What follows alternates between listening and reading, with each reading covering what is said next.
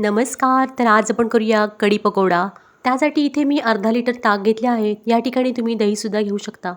इथे मी काही खडे मसाले घेतले आहेत. या मसाल्यांचा वापर आपण कढीमध्ये करणार आहोत. कढी करण्यासाठी इथे मी पातेल्यामध्ये 1 टेबलस्पून तूप घेतले आहे आणि हे तूप छान गरम झाल्यानंतर त्यामध्ये जिरे आणि मोहरीची फोडणी करायची आहे आणि हे खडे मसालेसुद्धा फोडणीमध्ये घालायचे आहे.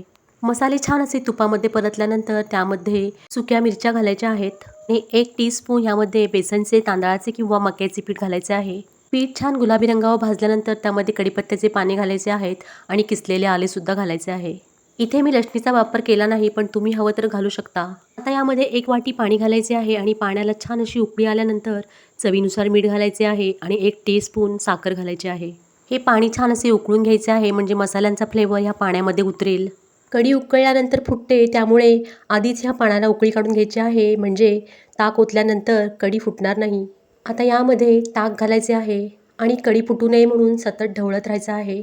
रेसिपी आवडली तर रेसिपीला एक लाईक नक्की करा आणि चॅनलवर तुम्ही पहिल्यांदाच व्हिडिओ पाहत असाल तर चॅनलला सबस्क्राईबसुद्धा करा. इथे आता कढी छान अशी कडकडीत गरम झाली आहे. त्यामध्ये आता आवडीनुसार कोथिंबीर घालायची आहे आणि 1 चमचा कसुरी मेथी घालायची आहे.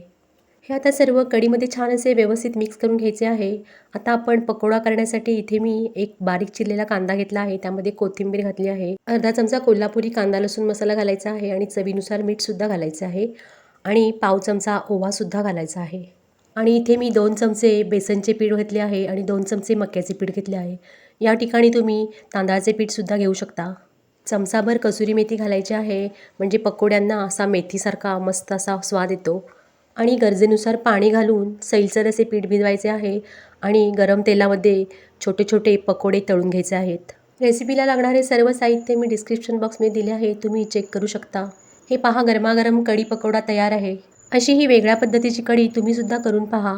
आणखीन आवडली तर लाईक आणि सबस्क्राईबसुद्धा करा. रेसिपी पाहिल्याबद्दल सगळ्यांचे खूप खूप धन्यवाद. आता भेटू पुढील रेसिपीमध्ये. तोपर्यंत नमस्कार.